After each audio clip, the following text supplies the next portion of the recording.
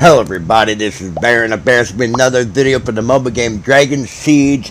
This is going to be a first impressions video. I did write down some notes when I first started to play this game, the first few days, what stood out to me in the game, and then I'll go over you my thoughts initially for the last 2 or 3 weeks I've been playing the game.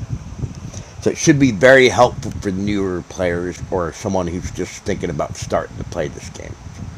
But first off, please make sure you like and subscribe. Hit that bell notification for future content if you like my content, because I'm going to make a lot of videos for this game, it looks like. So we're going to get right into this. My first impressions off the bat, I did like this whole concept with the items. That mine, you get items you have to gather. And each of those items, the mines, once you gather, you get 3 free additional ads you can watch, equal to 20% of your mine's max capacity 3 times a day. Max mineral capacity is 140, 70 would be 50. You're looking at maybe roughly around 30 each of those minerals from watching one of those 3 ads a day. So I highly recommend watching all the ads that the game gives you to get the extra reward, because over in a month period of time or so, that's going to add up for quite a bit of amount of stuff. Another thing I like too is they have this building here, Production Management Center. Now this is free in the beginning. It's like a 7-day trial. As you can see, the whole thing's green here. This activates anything, any resource building item that's in this area is activated. All you got to do is click that sickle icon, instant harvest. Everything's instantly harvest. Really like that idea. To get that permanently, I think you have to spend 30 gems. So if you buy a few packs here and there, it's not a problem. If you don't have it to do this, you can just manually click everything and collect. It's just going to take you more time. Another thing I liked was all the building decorations here. You get the sunflowers, red tulips, get some lamps. In the nighttime, the view of the city, they actually glow. It's pretty neat. Get the roads. You do have these statues. I might make a video on these maybe sometime to go over these a little bit more, but some of these buffs give you like an increase to attack by 10 to 25% for archers, spearmen, cavalry. Dragon statue, this one gives you increased 10-25% hit points to all troops that are assigned with the dragon. One interesting thing too is the swordsman one, you can get it for 30,000 gold instead of gems. And keep in mind also, archer, spearman, cavalry, there's 350 gems to get those statues. And then the dragon one's 1,000 gems. Gold cart statue, that's kind of nice. Gives you 10 to 25% collecting speed for 30,000 gold. Another great thing I noticed about the game is the event center. It's very simplified, it's neat and orderly. They're doing a global launch 200-day celebration. All 3 of these events are color-coded with that event. And they're all together, so it's very easy to know where to go to do an event that you're working on. It does show you what's coming up. It looks like this only gives you notice like a 1 day in advance, so you can only find out what's coming next in the event in a day ahead of time. I really wish they would have had some type of event calendar. You can't see what's coming up on the week that you're playing, so unfortunately. Maybe someday they'll add that into the game. Maybe they watch this video and say, hey, that's a good idea. I'm not holding my breath. Another thing I like too is the map. They did a great job on the map. That's one of the main things that makes me determine whether I want to play a game. If I can scroll all the way out on a map to navigate, that's a game I'm going to play. If I can only scroll out to like so far over here, and I literally have to spend 30 minutes trying to just look around, see if I want to attack anything or something, that's a game, that's a big pass. So the map is good. I like how you have the outland areas. You got the north, the south, the west, the east. And as long as you don't have any enemy kingdoms that are attacking you in your actual outland region that you're in, you don't really have to worry too much about being attacked, because any other kingdoms in the other 3 regions cannot attack you in your region. Only way is if you go out into the center. What I like about this game mechanic is this allows the low spenders and free players that are just struggling just to learn the game and get as strong as they can, the time that they have to play. Gives them some type of a safety net to a degree to where they don't have to worry about the whole server being able to harass you. So that's really nice. I like that. Now I'm going to go over the cons of this game. I think there's way too many packs that come popping up on you. Anytime you level a knight or whatnot, star them up, you get a pack. You get a gem, either it's for gems or it's for money. I mean, it's like, gets to the point, if you're leveling up a whole bunch of knights when you just start to play, you're getting packs left and right just popping up all the time. You don't know what to buy because you're a new player to begin with, so I don't like that aspect of the game. I like to have options of longer time to decide to buy a pack for something. For a knight, I don't know how good they are, and you only get 12 hours to decide to buy that pack. At least make it a day. Another issue I see is the events that you go through here. It's just, they're really not really worth really pushing hard for what you get. I'll give you a perfect example for the Soul Shard event. We're going to click that. We're going to go into the ranking rewards. And you can see, ranks 4 to 10 to 50. The 21 to 50.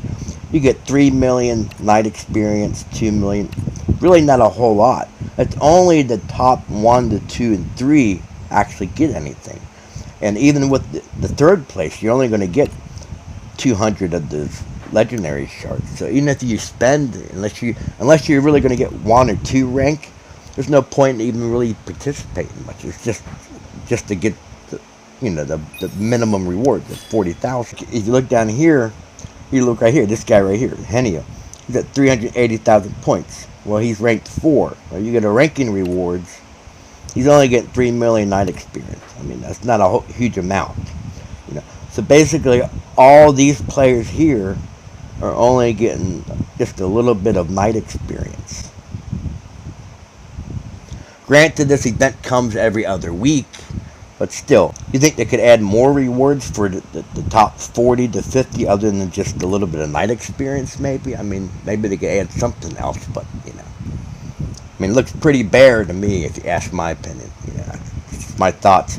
The rewards aren't very well, I think. I think they could be a little more generous. Sometimes I will give them props, though, for the beginning event. I did make a video for the new player event. That does help you out a lot. They do give you some initial type of events, and even some of them aren't that bad. But overall, there's a lot to be desired for the event rewards.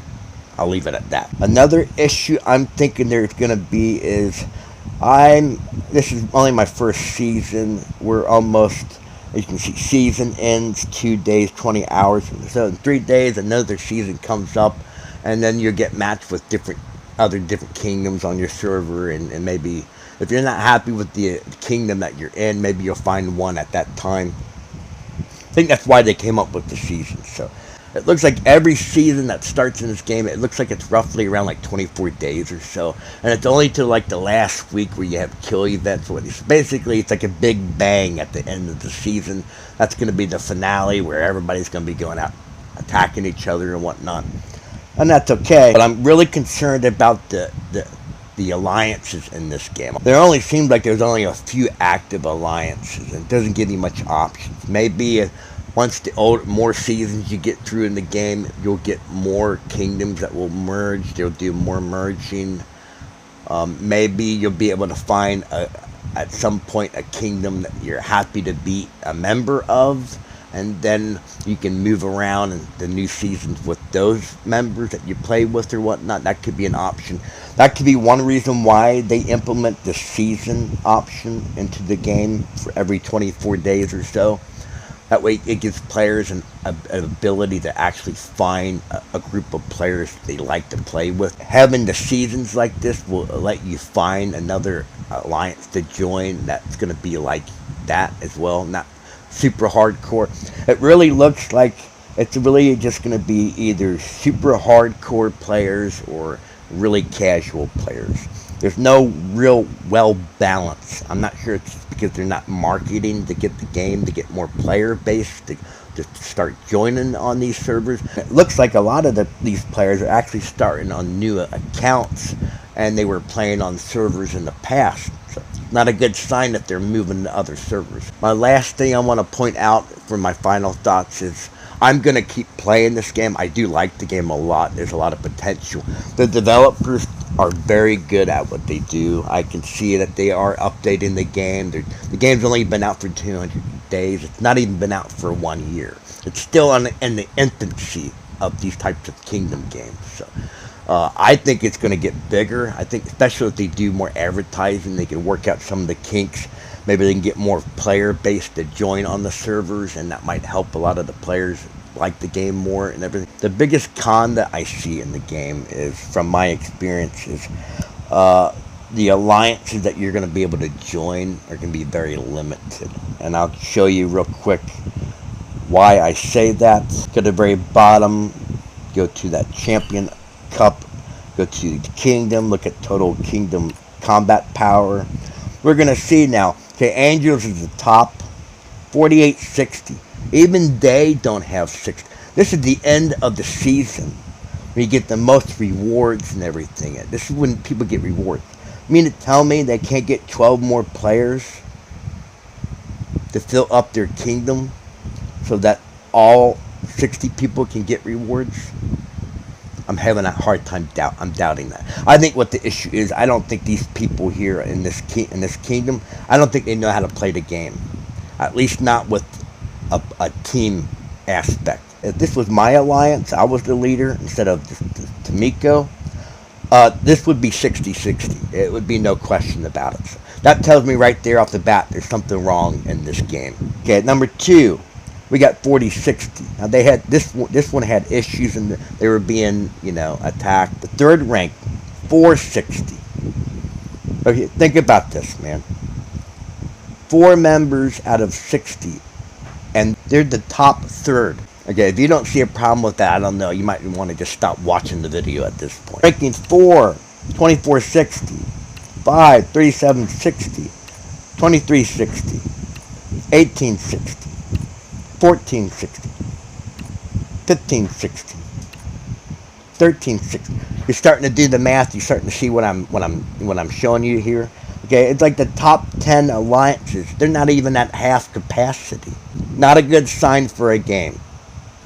I'm not sure what they're doing with the seasons. That's going to improve. Maybe season 2. You'll start to see players to learn how to play the game more, and maybe they'll start grouping up more. Then there'll be, maybe the top 5 will be completely full. I don't know yet. The fact that players don't even know you need to be in full alliances is shocking to me, because the more people you have in your alliance, the more helps you're going to get and whatnot. It's going to be a big help. The more people you're going to have that it's going to be able to join your rallies with when other people are offline. If you have a 60-60 alliance, you most likely they're going to be 5, 10 people or 15 people always online. So you're always going to have rallies and stuff going on, and you can do stuff in the game.